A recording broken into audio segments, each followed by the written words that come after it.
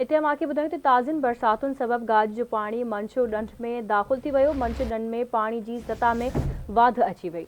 बिल्कुल नाज़रीन, अहम ख़बर है। मंशर ढंढ में पानी की सतह 117 फुट 2 इंचन ताईं पहुची वही है। मंशर ढंढ की पानी की सतह रेड लेवल में दाख़िल थी वही है। दरिया में लाच सबब आपाशी इंतजामिया अड़ल हेठ जा 14 दर खोले छॾिया आहिनि। अड़ल ट्रेल ऐं अड़ल हेठ मां मंशर जो पानी सिंधु दरिया में तेज़ीअ सां छोड़ जारी है। दरिया में मंशर जो पानी छोड़ थियण बाद MNV ड्रेन जे बंद सां पानी जो दबाव घटिजी वियो आहे। अहम ख़बर है, ताज़िन बरसातुनि सबब गाज जो पानी मंशर ढंढ में दाख़िल थी वियो आहे। मंशर ढंढ की पानी की सतह में वाध अची वही है। मंशर ढंढ जी पानी की सतह 117 फुट 2 इंचन ताईं पहुची वही है। मंशर ढंढ की पानी की सतह रेड लेवल में दाख़िल थी वही है। दरिया में लाच सबब आपाशी इंतजामिया अड़ल हेठ जा 14 दर खोले छॾिया आहिनि। तफ़सील मालूम कंदासीं। असां सां लाइन ते मौजूद आहे आवाज़ न्यूज़ रिपोर्टर गुलशेर बलोच। जी गुलशेर, छा तफ़सील आहिनि, वधीक आगाह कजो।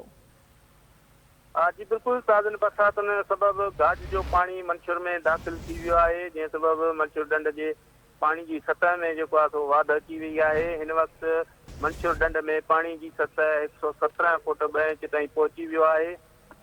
जॾहिं त ॿिए पासे सिंधु दरिया में मुसलसल लाथ जो जेको आहे सिलसिलो आहे उहो जारी आहे। सिंधु दरिया में लाथ सबब इरिगेशन इंतज़ामिया अड़ल हेड ऐं अड़ल ट्रेल जा जेके दर आहिनि उहे खोले छॾिया आहिनि ऐं अड़ल हेड ऐं ट्रेल मां मंशूर जो पाणी जेको आहे सो हींअर सिंधु दरिया तरफ़ तेज़ी सां जेको आहे सो छोड़ थी रहियो आहे, जंहिं सबब जेको आहे MNV ड्रेन जे बंदनि तां जेको पाणी जो दबाव आहे उहो घटिजी वियो आहे। जी